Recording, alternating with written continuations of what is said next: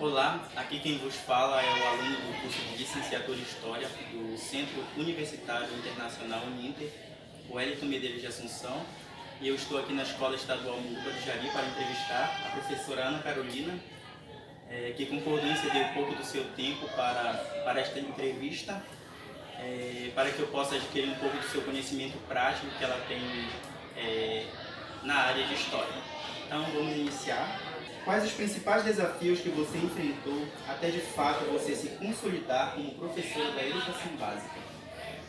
Os principais desafios, eu acredito que a gente inicia tendo como maior desafio a nossa insegurança, né? Por mais que a gente leia livros, que a gente tenha aulas, mas a sala de aula, aquele contato direto que a gente tem com o aluno, é algo que a gente só vai aprender, né? Esse domínio, ele só vai acontecer a partir do momento em que a gente tiver a prática de fato. A sala de aula ali, ela nos ensina muito. E os livros, eles são essenciais, mas a prática, ela é importantíssima para que isso se consolide, né? Para que o conhecimento, de fato, ele vá se consolidar, é a prática. Como você compara a professora de quase 2 décadas com a professora de hoje? Quais foram as mudanças ao longo deste processo? Quando eu recebi essa pergunta, me fez refletir bastante, assim, né? Do início, eu comecei a trabalhar em sala de aula em 2002, a gente está em 2019, né? Tem 17 anos. E é um público que vem se modificando com o tempo, a gente vem notando essa diferença. E acredito que sejam gerações que vão se transformando. E as dificuldades vêm disso, porque a gente tem que acompanhar essa mudança, né? Essa evolução, essa geração que a gente chama de X, Y, né? Z, que vão surgindo. E a gente tem que acompanhar. Acho que o maior desafio é esse.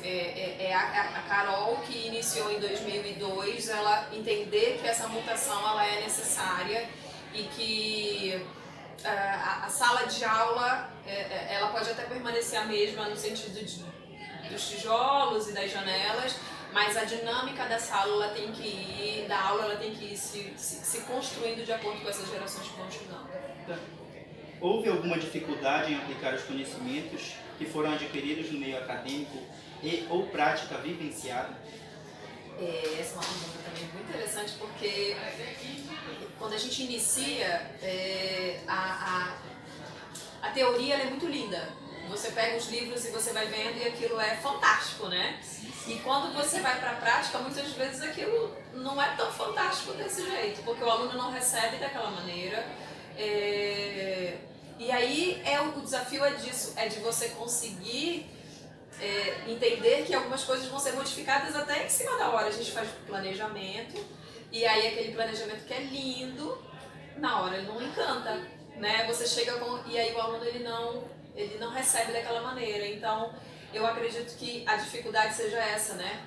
Da teoria para a prática. Existe uma distância da teoria para a prática e que a sabedoria vem disso, da gente conseguir naquele momento ali a gente está vendo qual é a melhor maneira daquilo ser trabalhado e com públicos diferentes. Por exemplo, eu trabalho com a rede pública e a rede privada. E seria mentira se eu dissesse que o público é o mesmo. Não é o mesmo, são realidades diferentes, faixas etárias diferentes. E aí é a prática que vai te mostrar ali, é o teu público que vai te dizer muitas vezes o que tem que ser feito. A gente chega com o planejamento, mas o público que vai te dizer se aquilo vai ser aceito ou não, né? O que você acha da afirmação?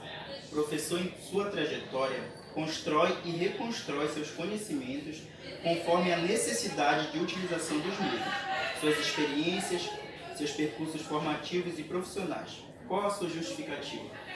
A justificativa dessa mudança, desse reconstruir, né? Você constrói, você reconstrói os seus conhecimentos, vem muito de duas situações, dessa prática de sala de aula, desse exercício e das mudanças que a gente tem no contexto mundial. Os próprios livros eles vão se mudando, né? Eu lembro que quando eu iniciei a minha vida em sala de aula, quando a gente trabalhava, e quando eu era aluna, quando a gente estudava o descobrimento do Brasil, a gente tinha um roteiro já na cabeça do que você iria falar, né? Aquilo é o descobrimento. Hoje você já começa modificando a nomenclatura. A gente já não fala mais de descobrimento, a gente já traz o achamento do Brasil, porque o Brasil não foi encontrado, ele foi achado. Então, existem essa reconstrução desse conhecimento vem dessa situação da sala de aula, das mudanças historiográficas, da tua mudança enquanto visão do que tu antes tinha uma visão do que tu tem hoje, né? Então, isso é um processo de construção mesmo e de reconstrução, né? Você possui alguma metodologia própria ao qual considere eficaz para a propagação do conhecimento histórico? Cada professor tem um, né? Eu acredito que cada um tem e também é um processo de evolução e de modificação. Eu gosto muito de dar aula contando história. Parece lógico, né? Diz assim, mas ela é professora de história e é óbvio que ela está contando história. Mas eu acho que tem como a gente contar história. Da história. Eu acho que tem como a gente fazer aquilo ser encantador. E como que a gente faz? Quando a gente se apropria. Quando a gente vai contar a história da nossa vida, ela é uma história super interessante. Os alunos amam saber da nossa vida, não é? Quando a gente para na aula para falar alguma coisa da nossa vida, eles param e por que muitas vezes eles falam assim, mas por que quando eu estou falando de história do Brasil, eles não param para...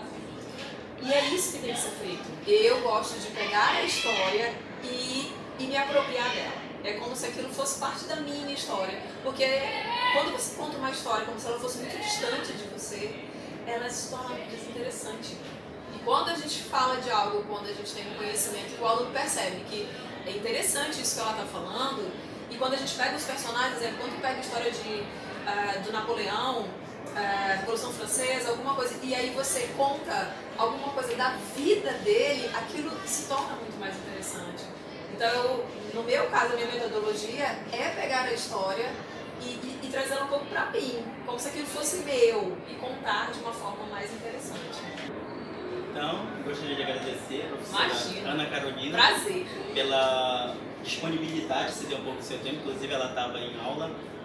Muito obrigado e que a gente possa se ver outras Com outras mais certeza, vezes. e feliz em te ver nessa situação e que em breve você seja meu parceiro de trabalho. Muito obrigado.